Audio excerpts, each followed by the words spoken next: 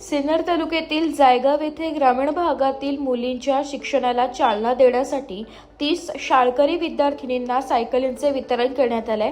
शाश्वत ऊर्जा शिक्षण आणि विकास उपक्रमाअंतर्गत हा कार्यक्रम उत्साहपूर्ण वातावरणात पार पडलाय.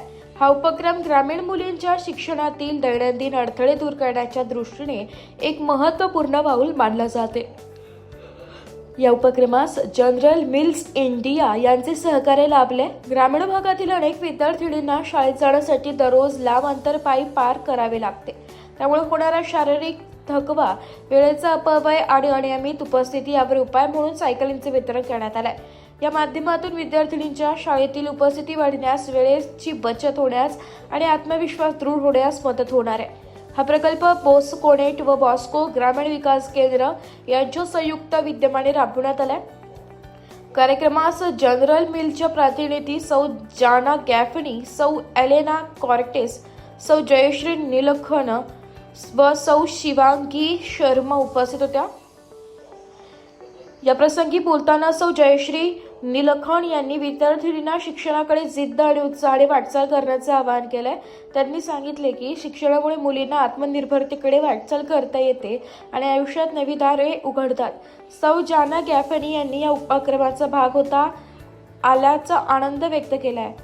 शिक्षण हे प्रत्येकाच्या जीवनातील अत्यंत महत्त्वाचे साधन आहे. मुलींनी मन लावून अभ्यास करावा आणि पालकांनीही आपल्या मुलींना शिक्षणासाठी प्रोत्साहन द्यावे.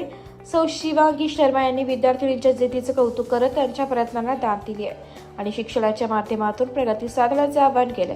या प्रसंगी पोस्कोनेटचे राष्ट्रीय संचालक संथानम उबागरम म्हणाले, 160 वर्षांची परंपरा लाभलेली जनरल मिल्स ही सामाजिक जबाबदारी जपणारी जागतिक कंपनी आहे. भारतातील CSR उपक्रमाद्वारे अन्न सुरक्षा, शाश्वत शेती आणि समुदाय सक्षमीकरणासाठी ते कार्य करत आहे. जायगावमध्ये सुरू झालेला हा उपक्रम सामाजिक परिवर्तनाच्या दिशेने महत्त्वाचे पाऊल आहे. गावकऱ्यांच्या वतीने आम्ही जनरल मिल्सचे मनपूर्वक आभार मानतो.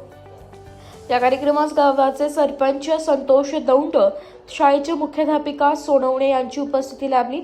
सायकलींचे वितरण होताच विद्यार्थिनींच्या चेहऱ्यावर आनंद आणि आत्मविश्वास झळकताना दिसून आला.